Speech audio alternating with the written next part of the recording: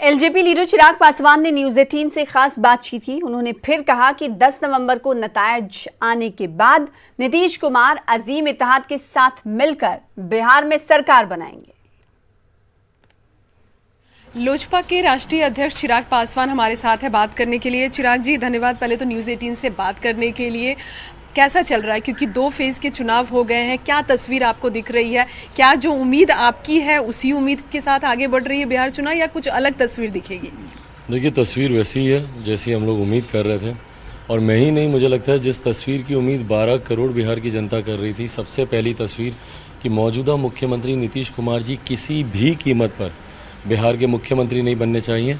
ये बात पूरी तरीके से अब स्पष्ट हो गई है कि 10 नवंबर के बाद मुख्यमंत्री की विदाई तय है। वो कभी दोबारा प्रदेश के मुख्यमंत्री नहीं बनेंगे और एक नई विकास की सोच रखने वाली सरकार बनेगी। प्रधानमंत्री जी की सोच रखने वाली सरकार बनेगी। भाजपा लोजपा की सरकार बनेगी। चिराग, एक कंफ्यूजन जो कहा जा रहा है वोटरों में है। आप कहते हैं कि आप पीएम मोदी के हनुमान हैं, जेडीयू ये कहती है कि आप तेजस्वी के हनुमान है।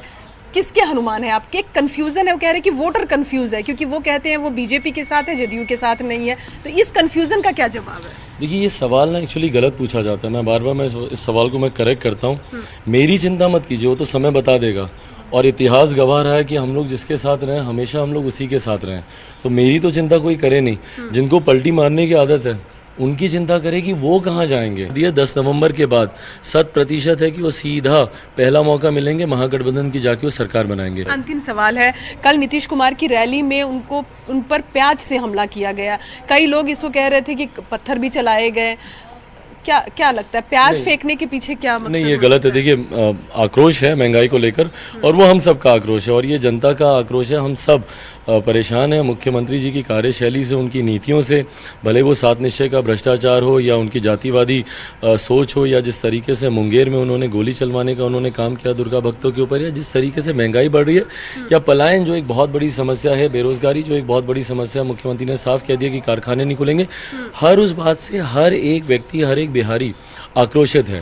चिराग, एक अंतिम, क्योंकि ये निजी होगा सवाल आपसे। आप कह रहे हैं नीतीश कुमार सीएम नहीं बनेंगे, 10 के जो नतीजे आएंगे उसके बाद।